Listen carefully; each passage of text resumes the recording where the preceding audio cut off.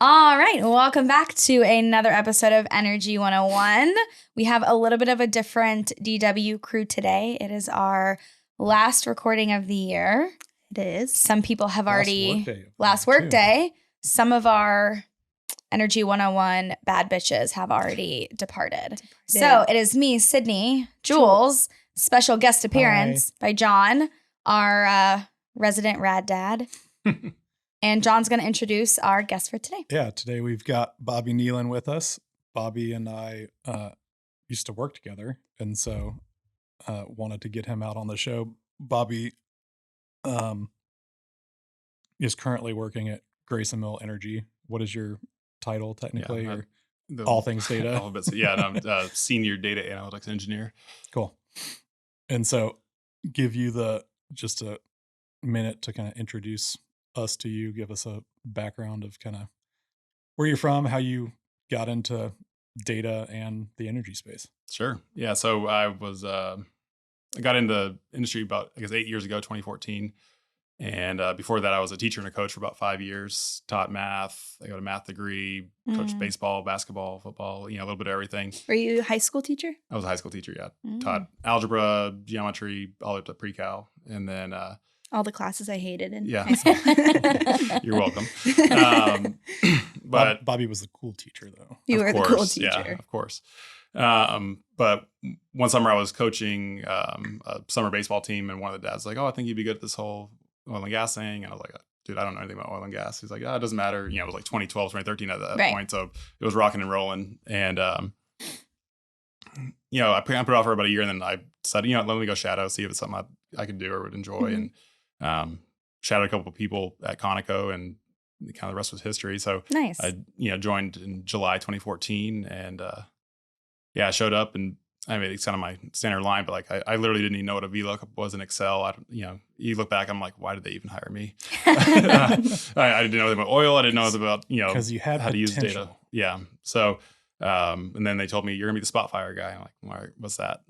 Which I guess we can get into that. Yeah, I was later. I don't know what that is. But Spotfire is like a visualization tool that's used pretty heavily in the industry. So I kind of cut my teeth there. Then I actually joined Reservoir Data Systems, where John and I met, and we're there to F stuff up. Got him over to the services dark side. Yeah, for a little bit, and then was at University Lands for about a year or two, part of the UT system, and then basically from there went on joined Grayson Mill Energy, where I'm at now. So great. It's been quite the journey. Well, welcome. We're happy you're here. I know it's close to the holidays, so appreciate you coming out. No, we were supposed to record this a few days ago.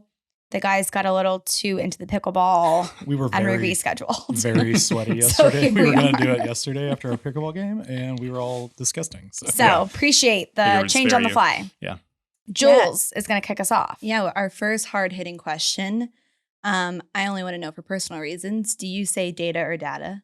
I say data personally, but data. But is there a right or wrong way to say it? I mean, yeah, I was gonna say I'm gonna answer your question with a question though. Is it this data or these data? Oh, these data. So it depends on context. So I guess it kind of goes back to Latin root, because data is plural. So like if you talk to any academic, it'll be these data. If they're talking about data, it'll be these data say this or whatever. Which most normal people just say this data or something. Right? This data. Yeah, but I guess the singular of data is datum. I have no idea. We're having English class I here. know. So that's what I was also going to say. Is English Bobby also has a very strong English. My mom was an English teacher. Yeah. So. Oh, really? Bobby is a double threat as far as that goes. He can help you with the algebra and the math on something, and then he can also make sure that the document that you're sending to a customer doesn't make you sound like a complete idiot. Well, I mean, but ultimately there's rules. In math, you got to follow rules, right? And then in English, then there's certain patterns that you got to. I was always very good at proofreading as I went. Never even thought about that. That makes sense. So you say data. Do you judge people that say data? No. I mean, I may notice it, but I don't say anything. You're like, Well, except for her. I mean, but so stupid. No, this past week in the office, we've been having a debate on do you say pecans or pecans or caramel? So if I say pecan in the office, I'm going to get fired. Yeah. Well, I think some of that may have come up because John sent a couple of invites to Grayson Mill, and he spelled Grey. And so we did talk about that. He's like, we were just talking about that Yeah, today. we were Gray talking and about gray gray. versus gray. And I was We were. That was the other thing. Yeah. When I sent that, I was at home trying to get my kids in bed and I was just like, just banging it out.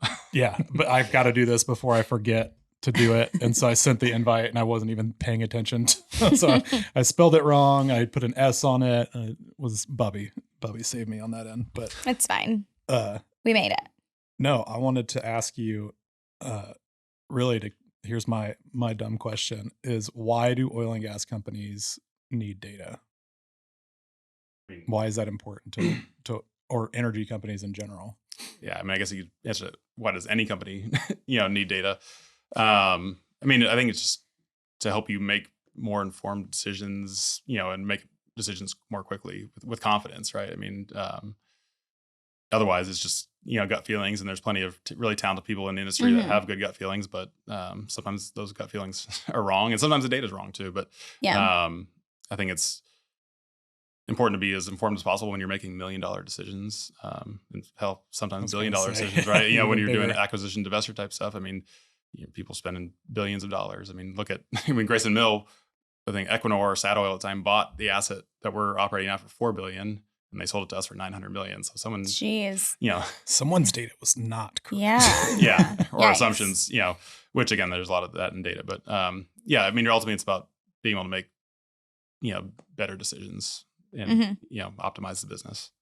So the other question I had, which I think a lot of people will find interesting, because I don't feel like a lot of people that are outside, even within the industry, don't really know a lot about it. But your experience at university lands, can you just kind of give an high level overview of like what they are, what that is, what they do, how that ties into everything? Because I feel like unless you have no idea, and it's completely like shocking to you that the university system in Texas is the largest landholder, right? Or mineral holder. Yeah. I think. Well, that, and then even the endowment is like one of the largest, if not the largest in the country. But so university lands is part of the UT system. And I mean, this goes back even before the whole oil and gas boom and, spindle tap and all that stuff. But this was like 1800s, but there were like land grants and whatever. But ultimately, once the oil boom and they discovered oil in the Permian, so, I mean, long story short, there's 2.1 million acres of land that UT owns, mainly in West Texas.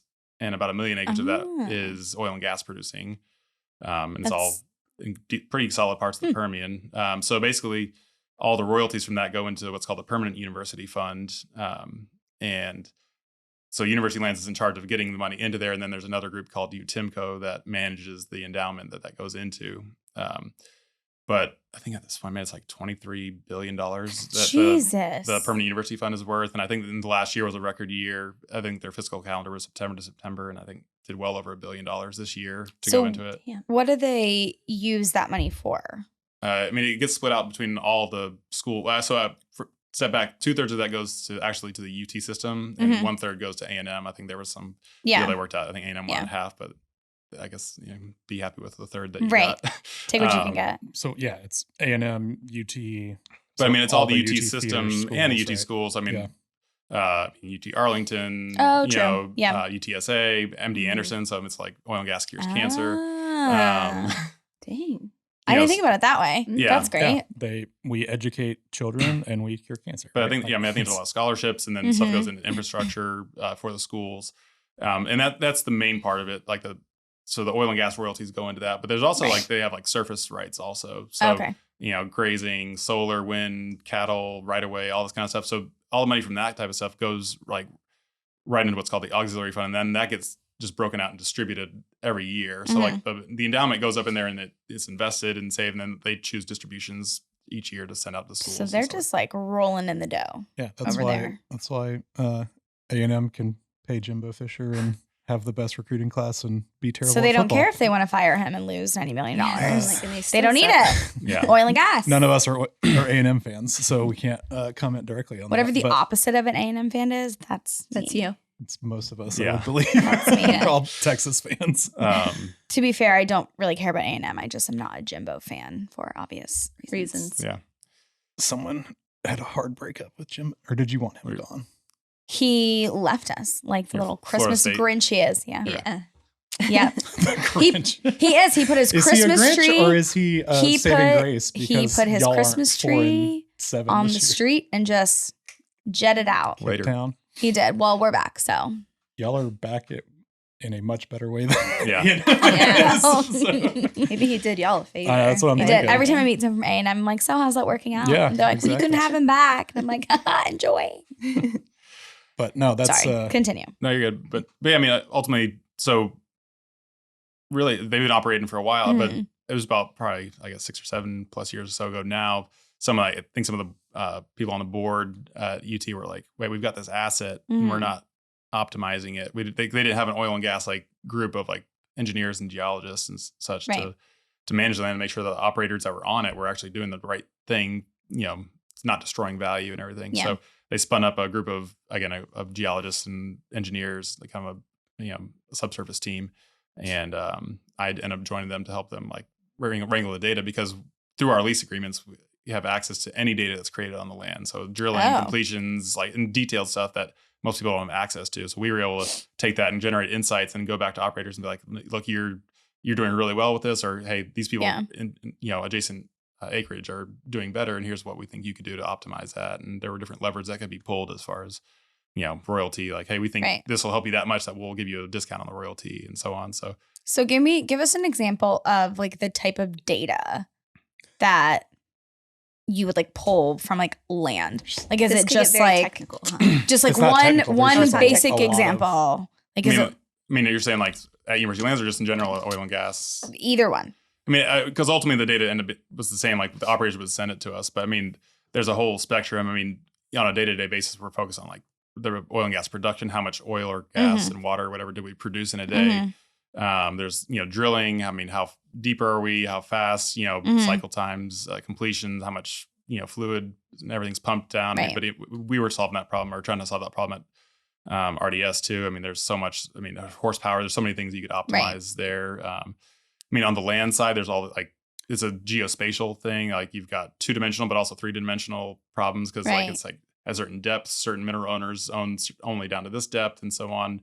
Accounting data, and then ultimately, and that's kind of maybe we'll get to, but like what my job is just integrating all that data, like, because while they seem in their own little silo or vacuum, it all ends up coming to play, and that's probably what's been the coolest thing about being at Grayson Mills. Like I'm starting to see that full picture. Whereas like Conoco, I was in a reservoir engineering group, and University Lands was a little more broad scope, but it was still focused on more on the subsurface and everything. But now I'm seeing how it plays across the whole business, and how like the economics and the accounting side plays a big role in basically everything, and how upstream feeds into the midstream side. It's pretty fascinating. So you're taking all the data and saying we're good at this, we're not good at this. This is too fast. This is too slow. We need to do more of this, et cetera, et cetera. You like also like looking for patterns to.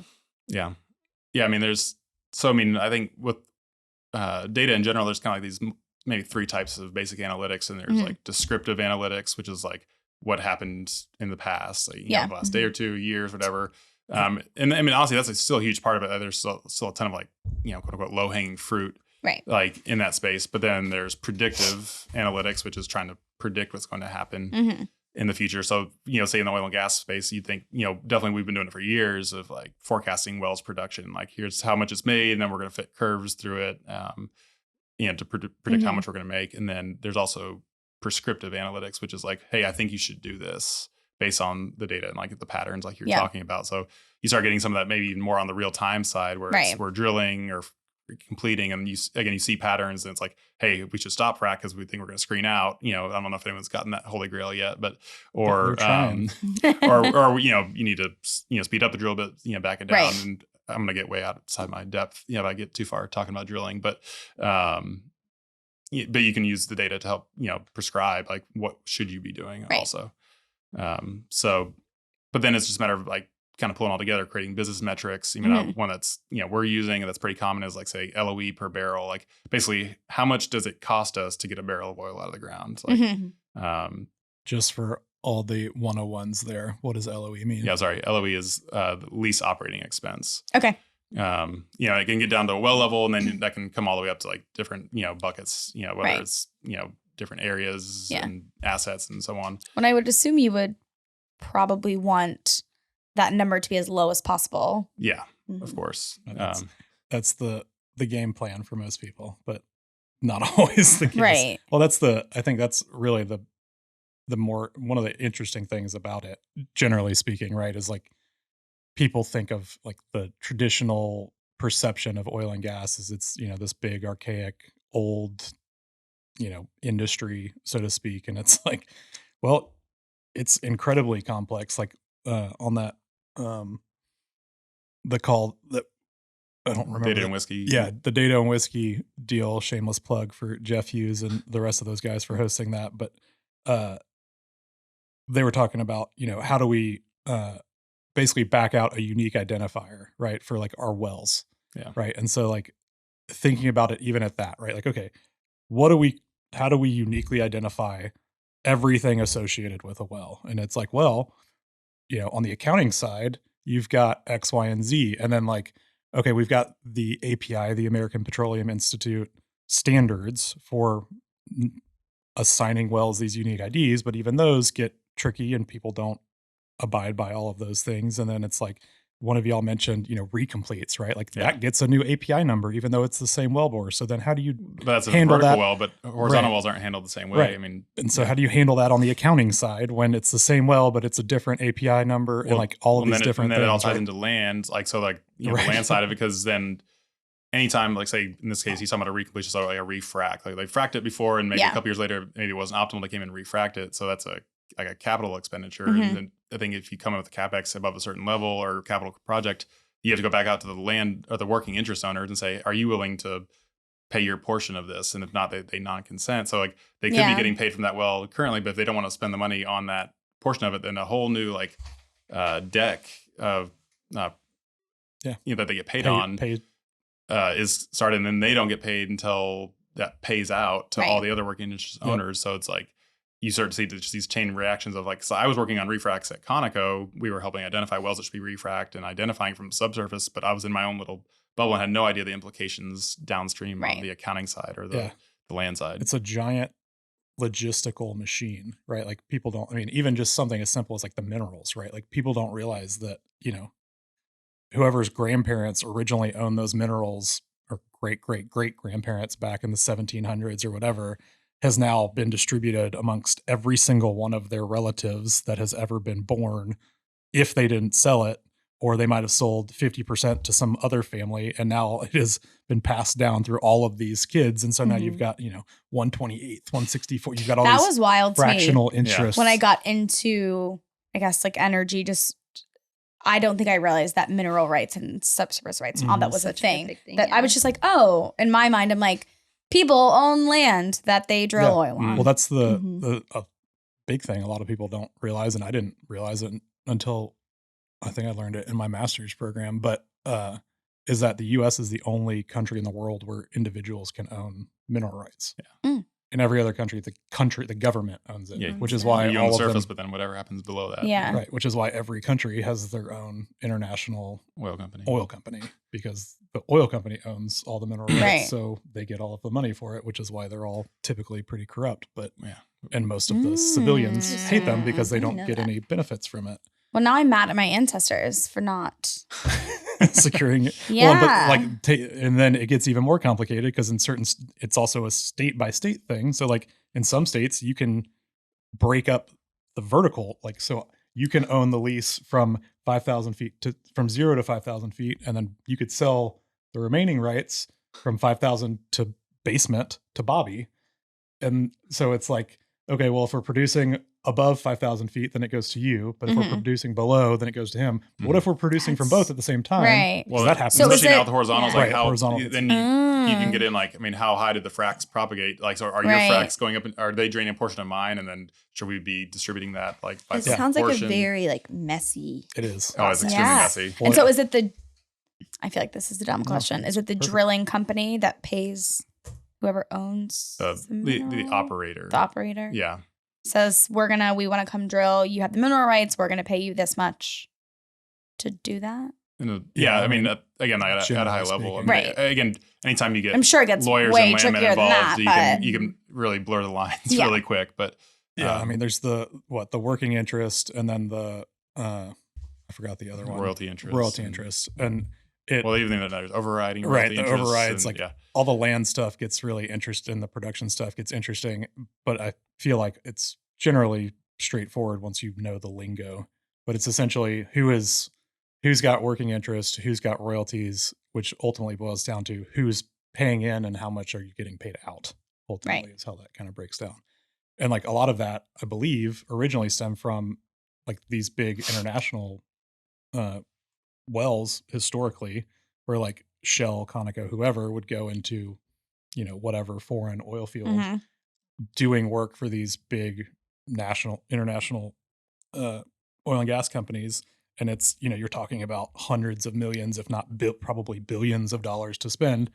And they're sitting there like, hey, that's a really big risk, right? For us to go spend $1 billion on this offshore project in Guyana that we literally know nothing about the geology, the reservoir, anything. And so they start fractionalizing it by saying, okay, we'll take 50% and Conoco, you take the other 50%. And that way, if it's a dud, it's not that painful to us as a company versus just going all in. It's kind of the same thing ultimately mixed with all the messy family royalty pass downs and selling and all of that stuff. And I feel like North Dakota is even worse. And that's the thing. I have no experience in North Dakota, so I don't even know. But that's the other crazy part is that everything also has every state has their own regulations that are all different. Even like that's actually an interesting question, like on the data side, which state has the best data and which state has the worst data?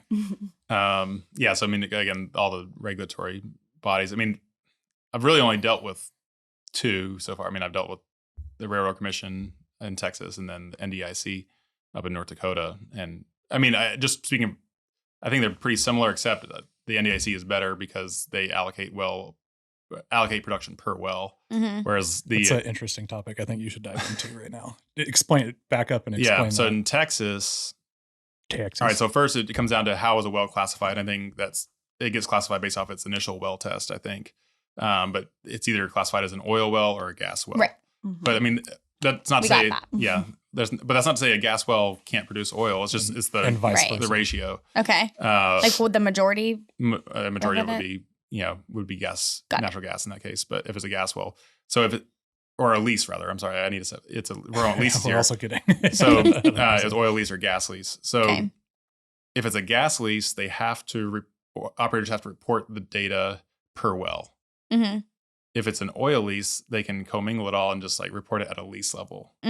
What does that mean for so you don't know what each individual well is doing. You just know collectively. Correct. So that's where like some of these third-party data vendors like traditionally was IHS, they got bought by S&P Global, and then Enverus and Well Database, they have allocation algorithms or methods. So one thing that does get recorded per well, and it's on a semi-regular basis, is individual well tests. So they'll take some of the well tests, or if they knew it was only one well on lease for a while, but now they brought on 3 wells, like they can kind of like use those to kind of back out to allocate the data to a specific well. But when you're using it, you have to always take it with a grain of salt because that's not what that well made. Whereas in North Dakota, when I get it from, any of the sources, whether it's direct from the NDIC or, Enverus or whatever, like that is what that well made in that month. My boyfriend used to work for one of those companies you just mentioned, and he told me that they just still used Excel and that it was a hot mess. It doesn't surprise me. I mean, that's the thing, right? Is like, good. A lease can have no wells, it can have lots of wells. And so like the fact that I don't know, I'm sure that was made seems a little shady. Long time ago. That decision was made without any understanding or context of what the future would look like as far as all that stuff goes. But yeah, it's like, hey, if I'm an operator and I've got this lease and it's for oil wells and I drill 5 really crappy ones, but I have 1 really good one. Right. No one's going to know because generally speaking, but the more wells I put, the less room I have to kind of hide that, so to speak. But yeah, it's like, so now if I'm Bobby's competitor and I'm using this public data, I don't really have a great understanding of, generally speaking, I kind of do, but it's very hard for the industry to do that, right? Yeah. Like even within the same company, right? Like you've got North Dakota data, which probably has different structure, different requirements and all that versus the Texas data that you've got all this commingling. Is every operator required to send data to someone. Yeah, I mean there's required, which makes sense. Yeah. I mean, it's but So you've got all the you've got like the permitting process and stuff, which is all state dependent, right. and then you've got the requirements that you have to report for those.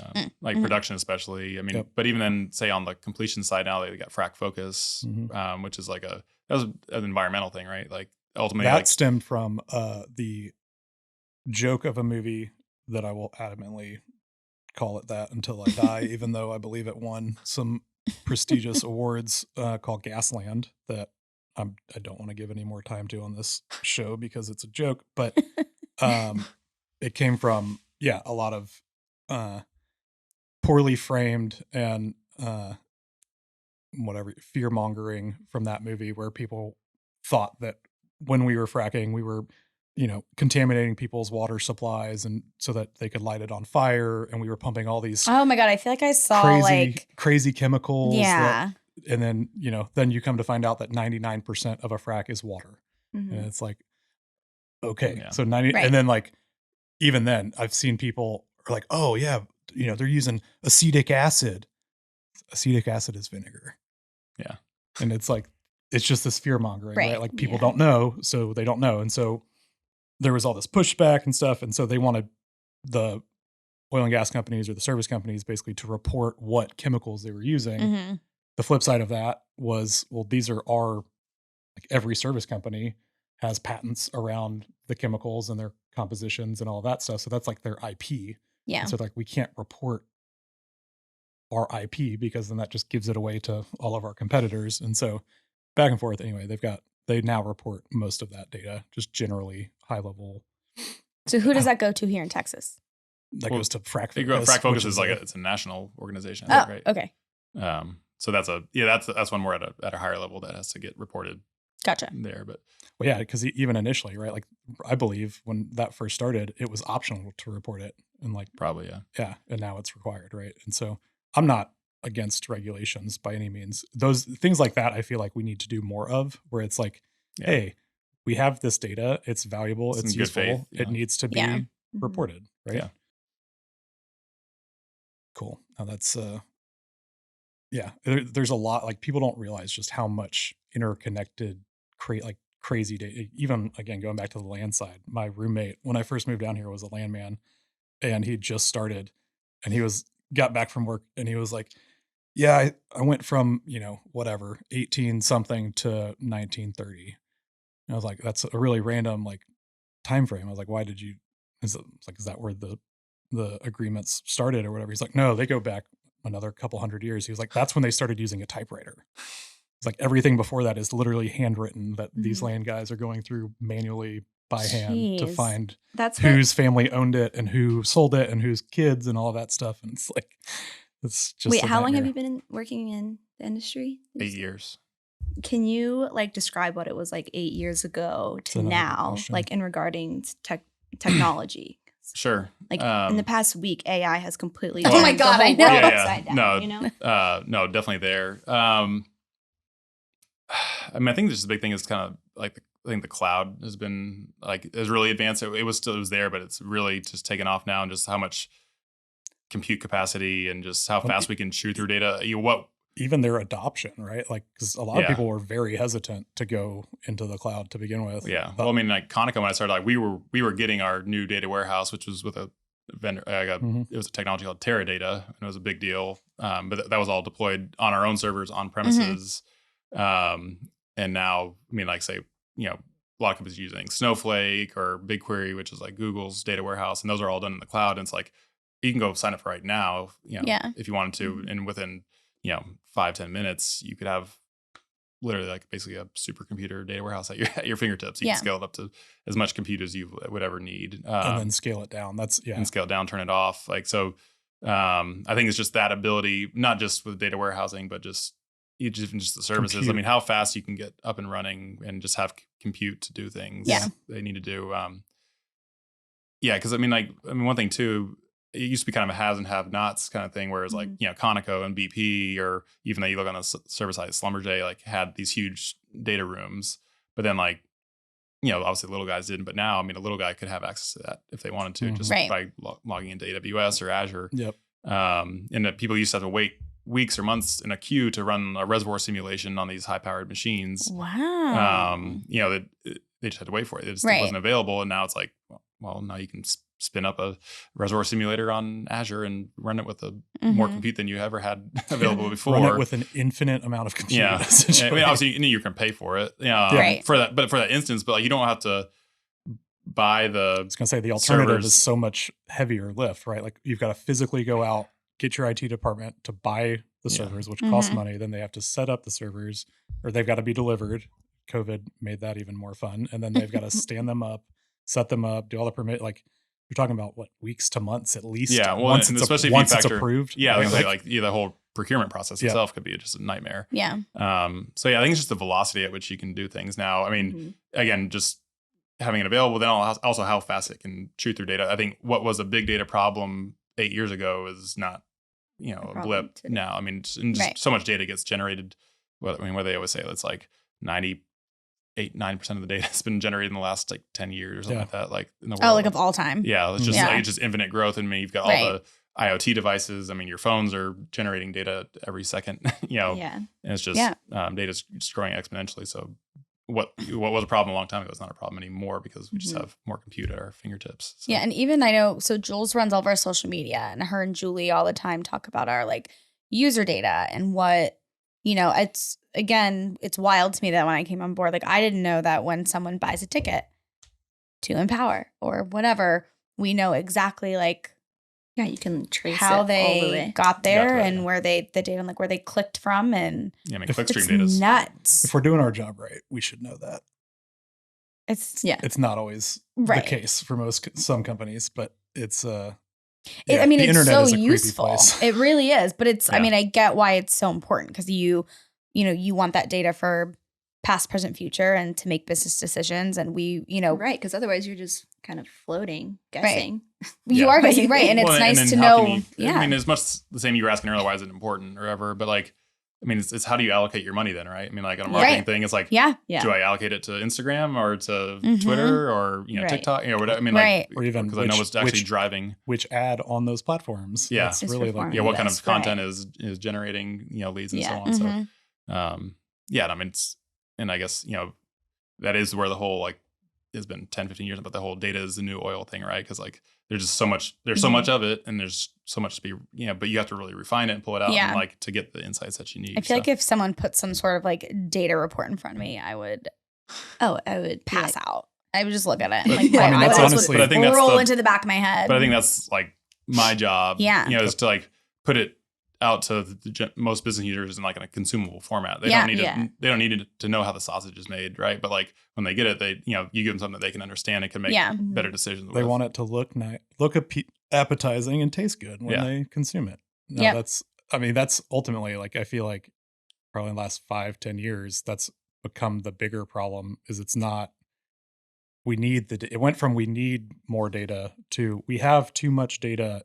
That we have so much data that we as human beings can't even start putting it all together because there is generally so much data. Yeah. And so now that's where I think, like you were talking about, right, with a lot of the AI stuff, like that is going to be one of the biggest kind of crutches, assists, short term at least, for every industry, is just the ability for a computer to you to load a bunch of data into a database or point it to a certain spot with relatively minimal effort, and then it to start telling you, hey, these things are related. And if you do more of this, that means this thing goes up or this thing goes down. I mean, even basic stuff like when we were when Bobby and I worked together, right? Like I looked at all these different variables that went into, from the energy industry, like rig count and permits and all of this stuff. And ultimately, it was all driven by oil price, right? And it's like at the end of the day, if oil prices are down, guess what? You're probably not going to be making as much money. But if they're up, probably going to be making a little bit more money. It sounds like they're reminds me like a science fair project where you like are making these like correlations between variables and if this, then this, and it's a lot of what Bobby does. Yeah. Yeah. Well, it's funny you said if this and this, because like there's some of those memes, but it's like, what you think is AI is really just an if-then statement. It's Embedded like, nested if statements. Yeah. It's one of my favorite things. But I mean, I think to your point too, like it kind of gets into like, I talked about like kind of the basic types of analytics, like, predictive or, descriptive, predictive, and prescriptive, but there's kind of another, expanded one. And there's also like, they talk about cognitive analytics where it's like the algorithms or whatever are generating questions that you didn't even know you had about the data. Right. It's nuts. Yeah. It's kind of scary. Yeah. It's only going to get scarier. I know. Yeah. I mean, John and I talk about it, a little bit know. about this. It's been about 2 or 3 weeks in Chat GPT thing, but it's like, and that's like one of the first iterations. Like, I know. And it's only been out a few weeks. And you walk into the office and it's up on everyone's computer screen. Yeah. Everyone's just talking to the It has earned robot. a shortcut on my homepage on my phone. Ooh. Because it's like, hey. That's a big deal. That's, yeah. Yeah, well, the adoption was ridiculous too. It's like 1 million people in the first not even the first week. Yeah. Yeah. You'll get lucky if you log in and it lets you in, and they're not. We're overloaded right now. Well, I saw something on Twitter that it's like millions of dollars a day for them to. It was like $3 million a day to run it. Yeah. Like the servers and stuff that are running behind it, and I guess people to maintain. But like, but I saw today what Microsoft invested $1 billion in it. And I was going to say someone. It's. Yeah. Even Canva, Julie was showing me today, like Canva now Canva's has their own AI writer. Text to image generator, like Dolly. Like what? It's crazy. It's like I said, I think I've told you all this, but I've genuinely haven't felt like I haven't used a technology where I was like, man, this is a real game changer like that since I was on like AIM and like Napster. Where you're like, holy shit, this changes like everything. Yeah. I remember the Napster days. It was like, hey, I need Photoshop because I want to make a stupid picture. Oh, I can go on a Napster and download it for free. Like, and then that all went away, right? But now it's like it's kind of the same thing. Like, we don't even know how this is going to affect all of our lives. And stuff. I mean, again, and everyone's even just thinking about like the app itself right now, but really, it's going to be all the APIs behind it where people are going to build products on top of it. Yeah. So tell people what APIs are. And okay. So an API how you use it. Which it's funny too, because I know he mentioned the API, American Petroleum Institute standard. So it can get really fuzzy if you're like a data computer person working in oil and gas, because there's APIs that it's the application programming interface, or like the most common when people say API, usually they mean what's called a RESTful or API, and I don't remember what that acronym is for REST necessarily, but essentially it's a way for different applications to talk to each other websites to talk to each other. Yeah. So again, like Facebook, Instagram, like they all have APIs, and you can hit those APIs and get information out of it from behind, or you can connect two applications together so that you can transfer data back and forth between them. Yeah. So again, speaking of like Chat GPT, like you can write APIs against it and like have your own chatbots that are utilizing Chat GPT in the back end, but like you're providing the interface to get it in and then serve it out to people in a way that they can use it more effectively. I've got a Slack Chat GPT Zapier walk guide bookmarked for next week that I'm going to start. I feel like these are the things that like bring John joy. Oh, it absolutely does. Yeah. Anytime I feel like I can save someone very Raddad a few minutes on like what they're doing, I feel like so I'm an engineer, right? Like I've been on the sales and kind of data side most of my career, but as an engineer at my core, I like fixing things. I like making things. I'm always looking at like, how can we integrate? How can we make this more that word efficient? comes out of your mouth probably 50 times a day. We're gonna make a drinking game. How can we integrate that into HubSpot? Yeah. Drink every time John says it. That's a new game in the office. That's actually a fun one because ultimately that's like kind of what Bobby's talking about, right? It's like data. We have our Google Analytics data, we've got our Instagram data, we've got our Facebook data, we've got our LinkedIn data, we've got our TikTok data, we've got our HubSpot data, and we've got email. Like you've got data from all of these sources, and like to your point, like if that's all set up correctly, then we should know that Bobby saw an Instagram post, liked this LinkedIn post, clicked the link in the email that Julie sent, which led him to this page. And that was when he bought his Empower ticket. Yeah. Right. And like, that's good for us to know because we can start refining that process, seeing where our customers like being served content, where they don't, what type of content they like being served, so on and so forth. And so like, ultimately it makes everyone's experience better, right? Like we're more efficient at what we do. Our customers are happier because we're not bombarding them with a bunch of crap where they don't want to get it.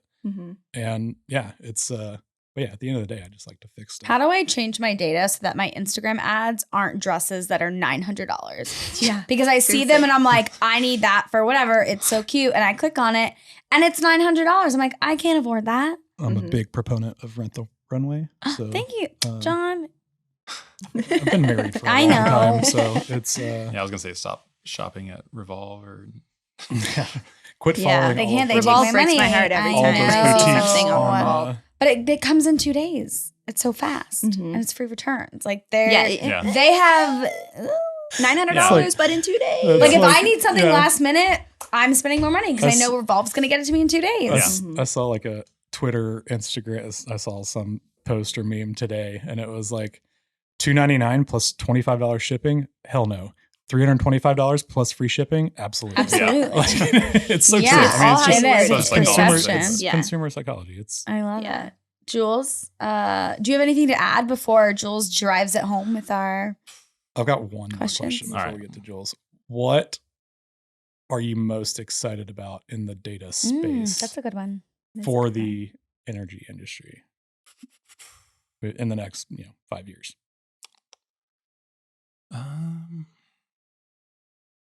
Or it doesn't even have to be one thing, but like what are areas where you see like significant kind of game-changing impacts in the energy data technology space? Yeah, I don't know why it's popping in my head, but like, I would say maybe like if they are able to deploy like 5G like in the field, I mean, because you're gonna be able to push more data out. I mean, get more data back in for us to consume, but also like make it more actionable, like on the edge for the people start that are to automate some more things. Yeah, and then again, you can reduce manpower out there where it's more dangerous. Right. But yeah, I mean, I see that being a big game changer. Just where like we can already do a lot out there, but even just to see where that takes us. I think 5G, because I mean, I think the cloud is going to be there, and I think it'll be pretty impressive where it goes. But I think it's just going to be a one to end kind of thing rather than zero. I think you can maybe go more 0 to 1 type out in the field, like with 5G. What's the most frustrating thing in the data technology space from your perspective experience?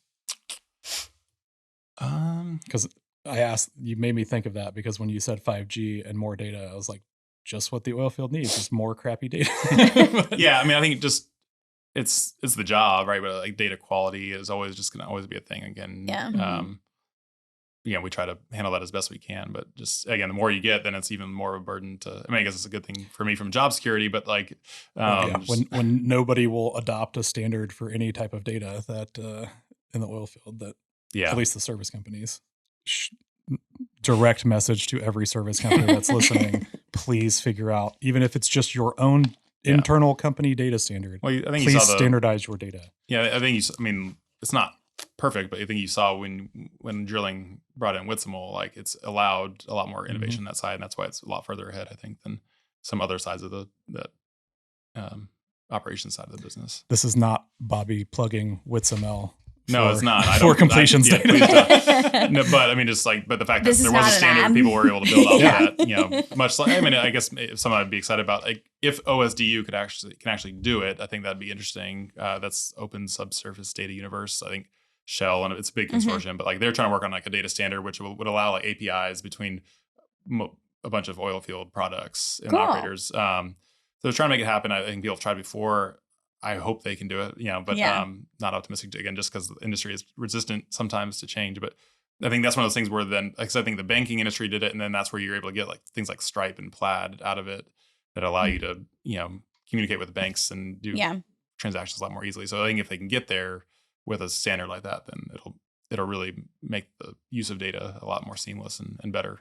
So my last piece of rant from that conversation, which is quit making consortiums where you have to pay a ton of money to participate in them, because that defeats the entire purpose. All of our listeners. These are just things that infuriate the hell me so much about our industry. It's like, hey, we've got this data problem. Let's create a consortium so we can come up with a data standard.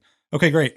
It's $250,000 to join the consortium if you just want to join. It's $1 million if you. I'm making these numbers up, but it's like if you're a small service company, your operator, like you're not going to pay that because it's unnecessary, right? Like And then you look at like the tech space and you've got like Bluetooth and Wi-Fi, like all of these USB, right? Like USB from A to C, where we're at now, that all came from joint collaboration between the tech companies trying to figure out, hey, we need a way to transfer this. Right. Let's come up with that. They didn't say, hey, everybody that wants to participate, it's going to be $100 million if you want to be in it. You can't afford it. Right? Like it just defeats the entire point. Anyway, I'm done with rant over to This is a new Jules. content idea. Rants with John. Yeah. Rants with man, Raddad. that's Rants, actually- rants with Raddad. There you go. I like it. we look Weekly, forward to daily. our weekly Have to- segments. Rants with Raddad Rants with coming Raddad. 2023. He gets going. You're like, wait, hold that thought. Like, Yeah. Yeah. let's get in the studio. Where's Turn the phone camera? on. Yeah. I love The it. other Jules. thing- Oh, you got another one. That amount of acronyms that the oil and gas Oh, yeah. industry has, I'm just like, We need What a are you saying? glossary. It's every industry. what are you was- saying? I'm sorry. So I was just, I'll plug one of the few times I'll plug Slumber Day. They do have an oil and gas glossary. Really? For all the acronyms? I think that a lot of Most most of of the them, acronyms yeah. that you would probably hear regularly between. I mean, some Mhm. companies are gonna have their own, and that's just Yeah, gonna right, deal with it, right. But yeah, so it's a pretty good one because when I walked in the door, again, teacher didn't know anything. I was like sitting in a meeting, like, what the hell's going Yeah, on? I'm like, you know? yeah. Do I God, I ask a couldn't dumb imagine question your or do first, I like, pretend dream like I meeting know what they're just talking being about? like deer in the head. What are they talking about? Yeah, POH. yeah, Right. Like, because we also have some weird acronyms like poo stands for pulling out of hole. And that's on pretty much every drilling report that's ever been created. I'm showing There's my all kinds age of here. I fun do have things like that. glossary like on my to-do list of things for our little energy 101. It's a good idea. Yeah, because they'll Course be as a talking around the glossary of office. basic. And I'm things. like, what are you saying? What does that mean? What were we talking Yeah. about? CAC and LTV, and I'm just like, okay. Yeah. Well, even, Yeah. but even like, I'm sitting over in the corner searching on Google. I'm like, what does it stand for? well, like Colin adamantly wants us to not use acronyms because yeah, it's muddy. excludes Us. people Yeah. Yeah. in Yeah. general, right? Yeah, Like, half We of our feel team, we all came excluded. from Yeah. outside of oil and gas. So Yeah. But we're learning. in a constant state of Learning. learning. I Yeah. feel like it's not industry dependent though, because like Yeah. when I started No, yeah, I'm sure. like all the business classes I took when I first started, I was like, what the hell are they talking about? And it's like it's just a fancy way of saying you're Yeah. making money or you're not. Like, Yeah. We just want to make your life harder. right. Well, that's the thing. It's like it makes you, the people that know feel like they're in the Yeah. know, and the people that Yeah. don't. Yeah, not don't, to steal right? like a total Gen Z thing, but it's like gatekeeping, right? really That's what I thought kind of about when is, you're going yeah. to consortium though too. It's like it's gatekeeping, Yep. keep those people out, Yeah. So, but again, I don't think people are using acronyms to do that at all times. But I think it is smart to For sure. try to use the actual. Yeah. Yeah. All right, here we go. Rapid Rapid. fire. Number one, Pew, what's the pew. number one misconception about the energy industry? So